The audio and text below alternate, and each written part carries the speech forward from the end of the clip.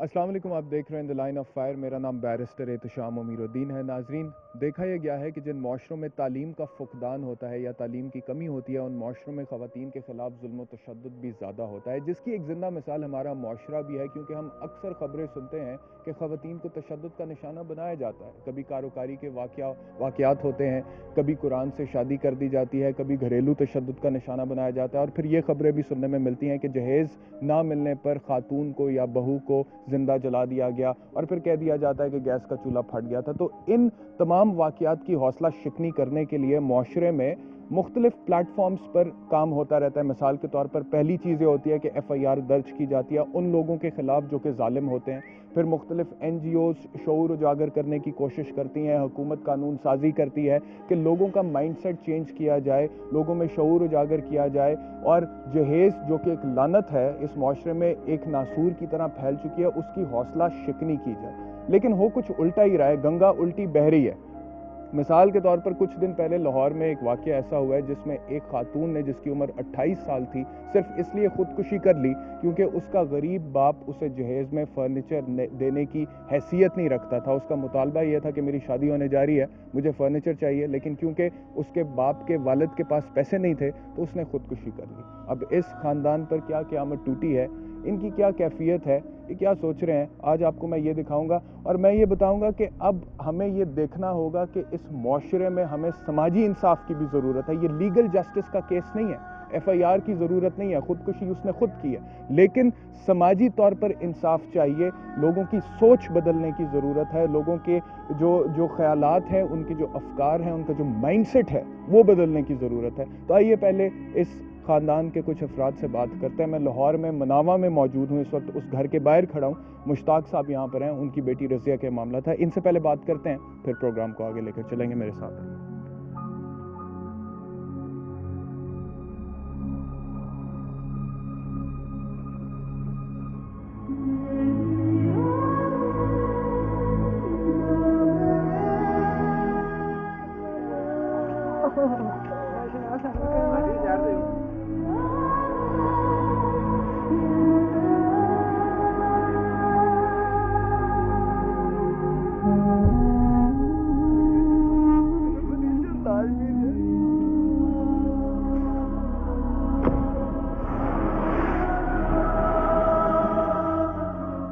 मनावा लाहौर में रहमत टाउन के नाम से एक छोटा सा रहायशी इलाका है, उसमें ये घर है जिसके अंदर मैं आ गया हूँ। मुश्ताक साहब का घर है ये।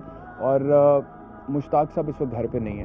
उसकी वजह यह है कि इस मुल्क में गरीब आदमी जो है वो सोग भी नहीं मना सकता, मातम भी नहीं कर सकता, क्योंकि इतनी ज़्यादा अजीब कैफियत होती है। उसने अपने पेट की आग बुझानी है। वो इस हद तक गरीब है बेचारे कि वो कह रहे हैं कि 3 दिन से वो घर में बैठे हुए थे तो घर में चूल्हा नहीं जला, क्योंकि जिस दिन वो दिहाड़ी नहीं करते हैं उस दिन आटा नहीं आता घर में, आटा नहीं आता तो रोटी नहीं बनती, और बाकी घर वाले जो हैं वो भूखे सो जाते हैं। तो लिहाजा आज वो पहले दिन इस वाक़े के बाद 4 रोज़ बाद मजदूरी करने के लिए गए। तो इस वक्त तो नहीं है, कोशिश करेंगे उनसे भी बात हो।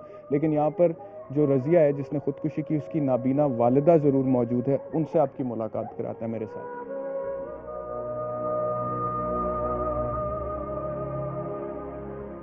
इससे पहले कि मैं रज़िया की वालदा से आपकी मुलाकात कराऊं, थोड़ा सा आप घर देख लीजिए। ये गरीब आदमी का घर होता है। इस तरह के वाक़यात जो हम देखते हैं टेलीविज़न चैनल्स पर भी और अखबारात में भी सुनते हैं, खुदकुशी कर ली, गुर्बत के हाथों तंग आकर, ये हो गया, वो हो गया, फलाना टमकाना, ये इस तरह की जगहों पे होता है। ये यकीनन डिफेंस, गुलबर्ग, मॉडल टाउन जैसे इलाकों में नहीं होता।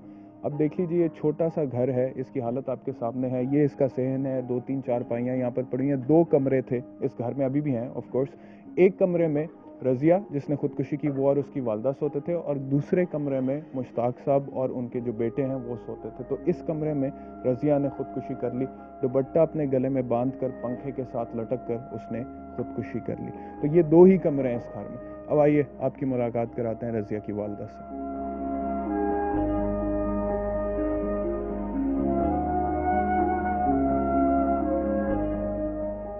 नाज़रीन, इस वक्त मैं मुश्ताक साहब के घर में हूँ, जिनकी 28 साला जवान बेटी जिसका नाम रज़िया था, उसने चंद रोज़ पहले खुदकुशी कर ली। क्यों खुदकुशी कर ली, मैं चाहूँगा कि आपको रज़िया की वालदा जो है वो खुद ही बताएं, जो इस वक्त मेरे साथ मौजूद हैं, नाबीना है, देख नहीं सकती। आइए इनसे पूछते हैं कि क्या हुआ था। अस्सलाम वालेकुम। अस्सलाम वालेकुम। क्या हुआ था जी, क्यों आपकी बेटी ने खुदकुशी की? बेटी मेरी ने फर्नीचर मंगती सी भाजी मेरे को, तो मैंने कहा मैं पुत्र मेरे को फर्नीचर नहीं है। मैं हत्थ जोड़े 3-4 बार दिन मिर्चां च लड़ी मैंने, मैं कहा पुत्र मेरे को फर्नीचर नहीं है, जो कितने आने पैसे तेन लै दांगी फर्नीचर। मरमा तो बाद मैं कितने पैसे मिलने ने कमेटी 10,000 की पाई तो मैं तेन लै दांगी। जहेज के लिए फर्नीचर मांग रही थी? हाँ जी। रिश्ता तय हो गया था? हाँ जी रिश्ता तय सी, उधर खुश हैगी सी बेटी मेरी। लड़के वाले फर्नीचर डिमांड कर रहे थे या खुद से? नहीं उन्होंने कुछ नहीं किया, उन्होंने कोई गल नहीं सारे नाल कीती। हाँ। नहीं बेटी मेरी आप ही गई सी मेरे नाल तंग करने मैनू।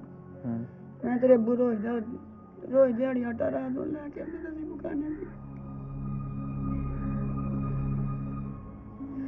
तेन कितों भी नहीं चलती अस टाइम गई केड़े तले ने अपने टाइम कड्ढे ने। अच्छा, यानी कि ऐसी बात का झगड़ा था कि वो कहती थी मेरी शादी होने वाली है तो आप मुझे फर्नीचर लेके दें जहेज में, और आप उसे ये समझा रही थी कि क्योंकि तुम्हारे वालिद बहुत गरीब हैं, रेडी पर कुछ चीज़ें बेचते हैं, सामान बेचते हैं, तो अभी वो बड़ी मुश्किल से घर में रोटी पक रही है तो फर्नीचर अभी नहीं लेके दे सकते। हाँ जी। तो उसने खुदकुशी कर ली गुस्से में आके? हाँ जी। कितने पैसे कमा लेते हैं? कुछ नहीं वीर, कमाना की तुहानू दस्सिया रोज रोज आटा ले रात में, कमाना की। यानी कि जिस दिन दिहाड़ी ना लगे उस दिन घर रोटी नहीं बनती। हाँ जी।